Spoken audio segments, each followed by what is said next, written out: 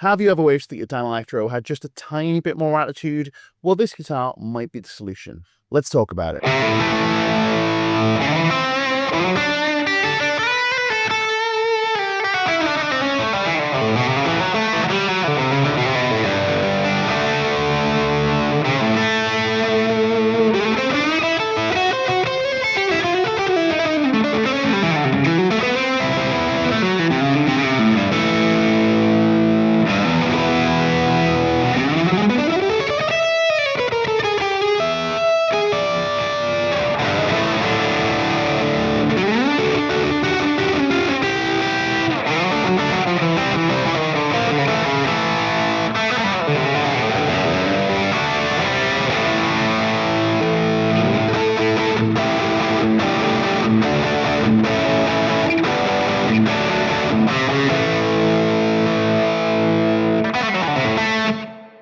My name's Jennison, and I'm thinking about guitar, and today we're taking a look at the Dano Mano from our friends at Danelectro. Now, this instrument is somewhat heretical in that it bucks the Danelectro lipstick formula in favour of a pair of P90s, but do not be deceived, these pickups can still twang with the best of them, but they do offer a little more muscularity and a bit more mid-range punch. However, pickups aside, this guitar is very much built to the 50s Danelectro formula, including a full bell headstock, a rosewood saddle, although an intonatable metal saddle is also included, an aluminium nut, and a semi-hollow design with a center block. We're going to get all nerdy about the specifications in a moment, but before we do, let's take another listen to this guitar played in a variety of styles through a variety of rigs.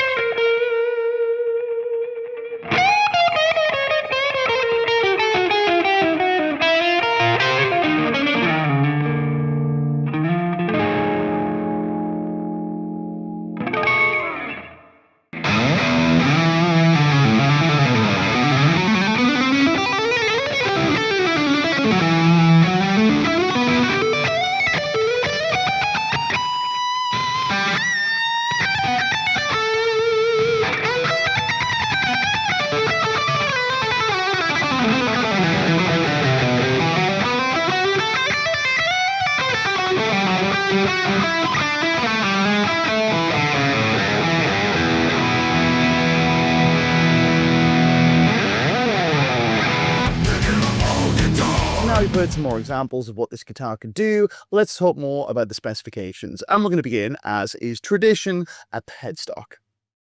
So up at the headstock, we have Danelectro's period-correct late 50s bell-shaped headstock, which is very, very attractive. I'm a big fan of the traditional Dano slim headstock, but this one also looks very eye-catching in a way that I'm really, really into.